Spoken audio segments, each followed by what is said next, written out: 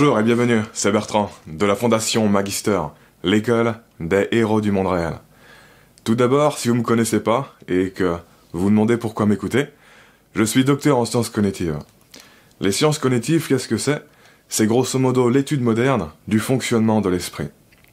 Ça veut pas dire que tout ce que je dis est forcément vrai.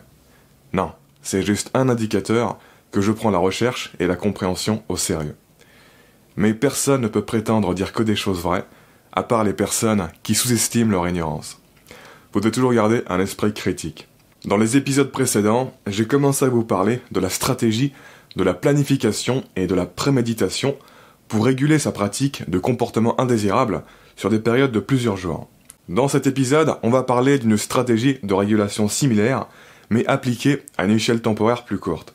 On va passer du macro au micro. Cette stratégie, c'est tout simplement une stratégie de retardement systématique du passage à l'action après l'apparition d'une envie. Peu importe le comportement que vous considérez indésirable et que vous voulez éviter, que ce soit manger un truc de merde, que ce soit se masturber sur du porno, que ce soit se distraire sur internet alors que vous devez travailler sur des choses importantes, etc. À chaque fois que vous avez une envie qui arrive, systématiquement, vous retardez l'action d'un délai que vous avez fixé à l'avance. Par exemple, un délai de 10 minutes. Ce n'est pas dire non à l'envie, c'est simplement retarder l'action. C'est s'autoriser à faire le comportement indésirable, mais pas tout de suite. Durant ce délai, bien sûr, il ne faut pas attendre et ne rien faire. Parce que là, ça sera utiliser la stratégie de la méditation, qui est différente de la stratégie dont on parle aujourd'hui. Non, dans la stratégie dont on parle aujourd'hui, durant le délai, il faut continuer à s'occuper avec autre chose.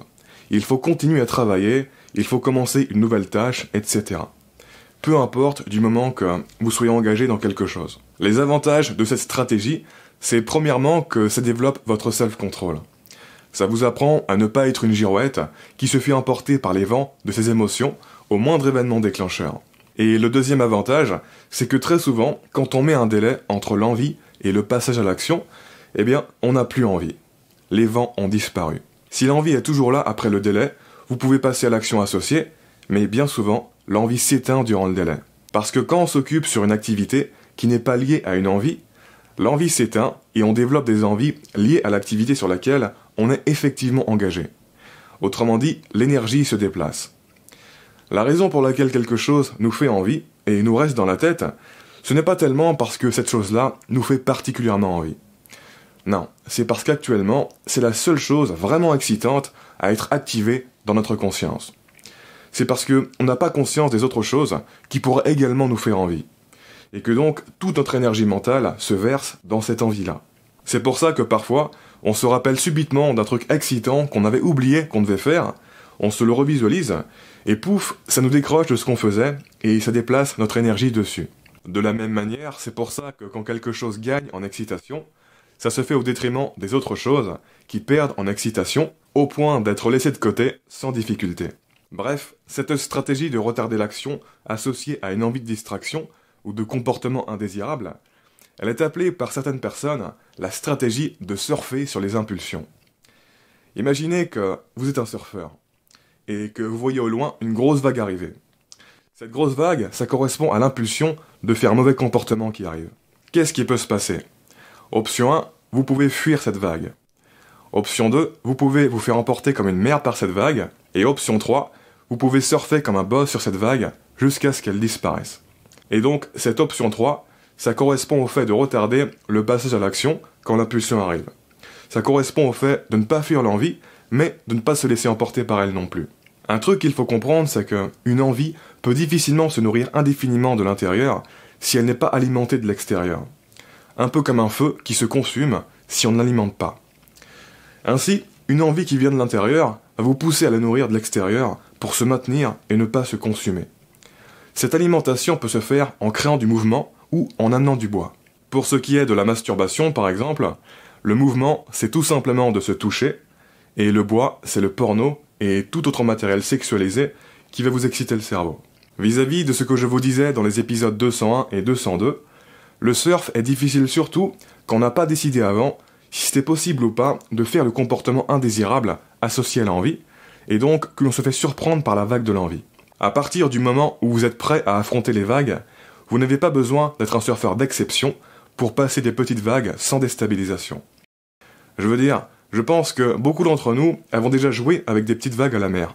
Et même si ces vagues n'étaient pas énormes, si on les avait pris de dos, sans s'y attendre, elles nous auraient probablement emportés. Le problème avec les envies, c'est que si on se fait surprendre par la première vague, les vagues qui suivent s'intensifient. C'est pour ça que quand on est fermé à l'idée que l'on puisse faire un comportement indésirable pendant une certaine période, l'envie n'arrive pas à se développer aussi facilement parce qu'on ne laisse jamais les vagues s'intensifier. En revanche, quand on n'est pas totalement fermé, on va laisser l'intensité se développer jusqu'à ne plus être capable de surfer et se faire prendre. Et tout ça se joue dès l'apparition de l'envie. Je veux dire même avant l'apparition de l'envie en fait. Ce qui compte avec cette stratégie, c'est que vous teniez votre parole. Vous surfez sur l'envie pendant 10 minutes, et si elle est toujours là dans 10 minutes, s'il y a toujours des vagues, alors vous pouvez céder. Ce qui compte, c'est de ne pas passer à l'action avant les 10 minutes. Et si vous aviez dit que vous surfez sur l'envie pendant 20 minutes, alors ça sera 20 minutes. Mais je vous conseille de commencer par 10 minutes. Encore une fois, le réel bénéfice de ce type de pratique n'est pas sur le moment, mais sur le long terme. À chaque fois, ça développe votre compétence de contrôle. Ça développe vos circuits neuronaux de telle sorte à ce que le contrôle soit plus facile, que ça devienne une seconde nature. Parce que tout ça agit sur les mécanismes de formation des habitudes.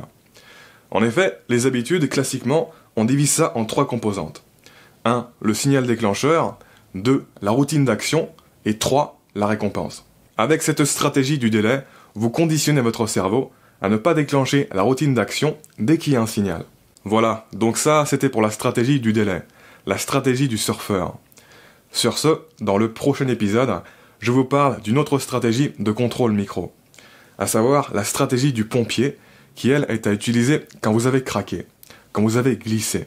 En attendant, si vous ne l'avez pas lu, j'ai publié un nouvel article exclusif sur le blog de la chaîne, je vous mets le lien en dessous en commentaire. Comme d'habitude, je vous invite à vous abonner si ce n'est pas déjà fait, à partager cette vidéo et laisser un pouce bleu si vous l'avez apprécié, ça m'aide pour la visibilité. Quoi qu'il en soit, je vous remercie de m'avoir écouté jusqu'au bout, et je vous dis à très bientôt pour la prochaine vidéo. Ciao!